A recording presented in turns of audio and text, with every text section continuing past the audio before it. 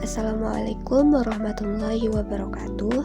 Perkenalkan, nama saya Baitluna Dwi Payana, NIM 0220100012, Fakultas Teknik Prodi Teknik Sipil, semester 6. Di sini saya akan menjelaskan hasil survei banjir yang berlokasi di Jalan Raden Mas Panji Anom, Dusun Karangbuaya, Kelurahan Pagutan Timur, Kota Mataram. Pertama, dokumentasi lokasi terjadinya banjir. Dokumentasi bersama narasumber. Dan yang kedua, ilustrasi terjadinya banjir di Dusun Karangbuaya, Kelurahan Pagutan Timur, Kota Mataram. Berdasarkan catatan BPDB Mataram, sekitar 9 lingkungan di Kota Mataram terdampak banjir. Salah satunya lingkungan Karangbuaya, Kelurahan Pagutan Timur, Kota Mataram. Menurut warga sekitar, hujan diperkirakan mulai mengguyur Kota Mataram dari siang hingga malam hari. Hal ini menyebabkan warga terendam banjir. Banjir yang terjadi di lingkungan Karangbuaya tersebut disebabkan oleh saluran drainase yang tersumbat oleh sampah penghambat aliran air hujan.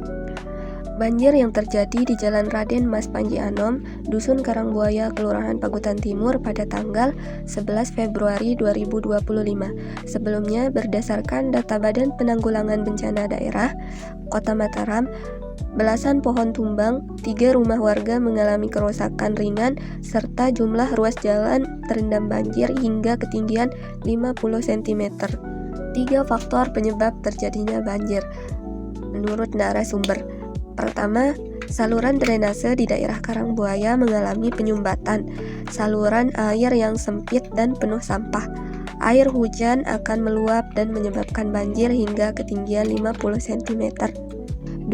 Curah hujan tinggi dan lebat yang terjadi dalam waktu singkat yang menyebabkan air mengalir lebih cepat dari daerah yang lebih tinggi menuju jalan, terutama drainase yang tidak mampu menampung jumlah air yang banyak. 3. Penurunan permukaan tanah, peningkatan jumlah bangunan dan perumahan tanpa adanya perhatian terhadap resapan air, dan itu menyebabkan penurunan permukaan tanah dan terjadinya genangan air. 4. Pengaruh pembangunan yang tidak memperhatikan pengelolaan aliran air juga menyebabkan terjadinya banjir. Pembangunan yang menutupi jalur resapan air dapat mempengaruhi daerah terjadinya banjir. 4. Ringkasan hidrolika tentang aliran air yang terjadi pada saluran. Sistem drainase berfungsi untuk mengalirkan air dari satu tempat ke tempat lainnya untuk mencegah terjadinya genangan air yang dapat menyebabkan banjir atau merusak infrastruktur. Sistem drainase perkotaan memiliki masalah seperti banjir akibat curah hujan yang tinggi atau air yang tercemar dari limbah industri atau rumah tangga.